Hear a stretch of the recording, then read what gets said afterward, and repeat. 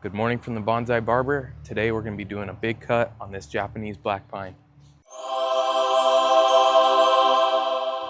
The reason we're going to be making a big cut is because this section here is a little too leggy and I see good structure for a smaller bonsai cutting this off right there. I'm going to leave about a 3-inch stub, probably about there, so the tree can die back and it doesn't mess up the growth down here. So the first step is to get your saw, start cutting.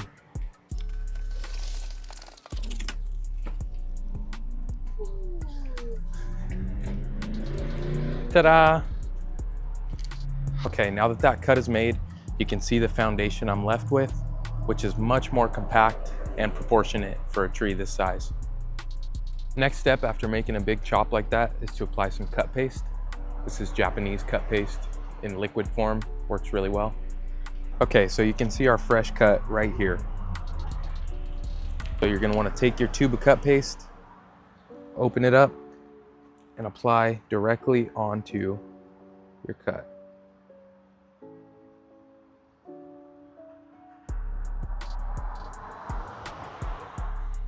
You wanna make sure you get a good seal around the whole cut. So what I'm doing here is I'm smoothing this out with a little piece of cardboard so that whole cut is now sealed. All right, that cut is done, the tree is sealed up. Now we just let it ramify and build out that bottom structure. So here's the top of that last tree. I'm actually gonna take these fresh shoots and graft them onto this pine, which is a different Japanese black pine, and I'm gonna graft them into these little cracks and get branches closer to the trunk. You can see some previous grafts that are beginning to take, and we're gonna add a few more. So on this top piece, I'm basically gonna cut right here at these junctions, and then I'll show you the next step. So I cut it at that junction and I pulled off some of these needles. This is about what you want it to look like before you wrap it. You usually want to keep just a few needle clusters up at the top, but this is how we get it ready for grafting. About there. Here's my scions after cutting and pulling the needles. Let me show you the process to get them ready for grafting. You're gonna have to get a grafting knife and make sure it's sharp and clean. Okay, now we're gonna make the cut. You're gonna wanna come in at an angle like this, dig your knife in and pull the cutting towards you. So it ends up like that. This side done, now for this side to cut. A little bit smaller than the last one, but same process. This little tag, we can cut it flush, and then you have a smaller little notch on this end. Now, after cutting, this is an important step. You're gonna need some grafting tape, and you're gonna wrap this. You're leaving your cut site exposed, so this is exposed. You wanna wrap it fairly tight and stretch your grafting tape to help it stick to itself. I personally like to leave just a tiny bit of the needles exposed, but this is gonna help the water stay in there so this doesn't dry out during the healing process.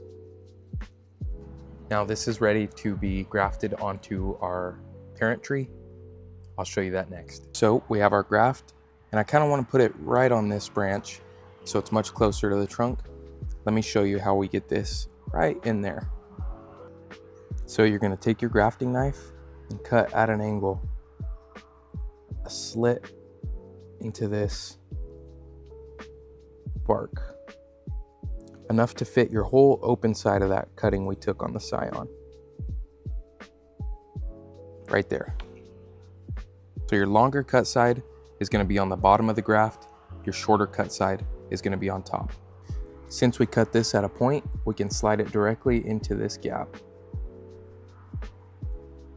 You want to get it in there pretty firm and make sure that the edges are lined up so those cambium layers are touching.